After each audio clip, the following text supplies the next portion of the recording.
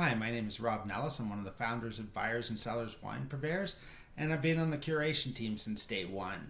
I just wanted to chat with you briefly today about a beautiful wine from the Côte Catalane and Roussillon called Illico Rouge by Domaine des Schistes. This is a wine made up of three varietals that people in Ontario might not be familiar with: Marcelin, Carignan, and Saint-Saul.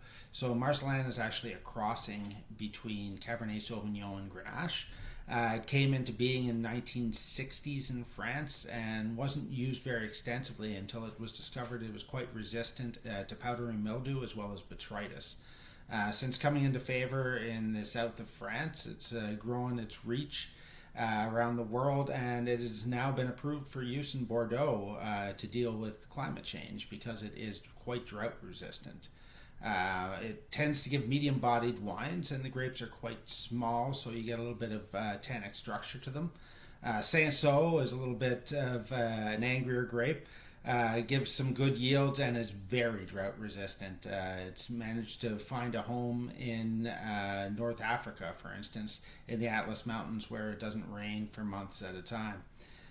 Carignan is a little bit lighter in body and is quite elegant and has great acid levels, and the blend of the three varietals together makes for a medium-bodied, fruit-forward, acid-driven wine with wonderful primary notes, but a little bit of that tertiary kind of funkiness in the background.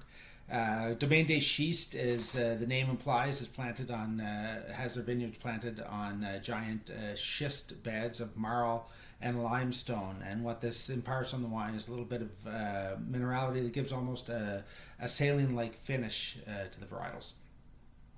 Wonderful family-owned winery doing all of its work sustainably as well as organically, although most of the vineyards are actually biodynamically farmed. Illico Rouge is an exceptional wine for light chilling and drinking on a patio, but it can stand up to things like a roast leg of lamb or some heartier stews because it does have enough heft to it. The acid keeps it quite versatile as well when pairing with food. Just want to chat briefly a little bit about the Côte Catalane region. It's very misunderstood. There's an ocean of generic bottlings under this label from lesser vineyards, and it's given a little bit of a hit to the name of the region. Same sort of thing that Roussillon experienced when it was lumped in with Languedoc and Roussillon.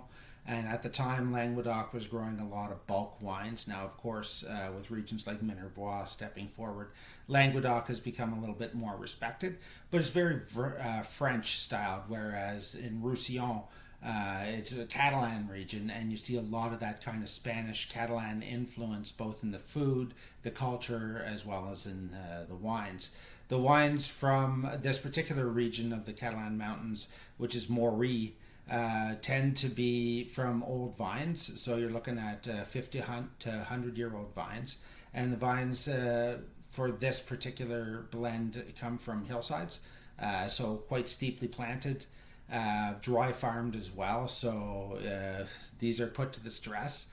There's a particular wind that whistles through this region called the Tramontane, and what this does is it takes the daytime heat, which is quite powerful, and it drops the temperature considerably in the evening. The diurnal shift sitting at around 15 to 20 degrees Celsius change from screamingly hot to quite cool. And what this does is it keeps the acids in the grape, so you make sure that you've got a little bit of freshness, so the vines don't become overloaded with this big juicy fruit. The vines for this are bush vine trained, so there is a significant canopy over top, and that's important because during the heat of the day, particularly when planted on slopes like this, you're going to get a lot of sun exposure. And you don't want too much because you don't want a wine that's incredibly high in alcohol and lacking any kind of complexity. The other thing I want to talk about is this particular wine is kind of their mid-tier. They have a line called Essential. These wines are a little bit more straightforward, one-dimensional, just easy, almost chuggable wines.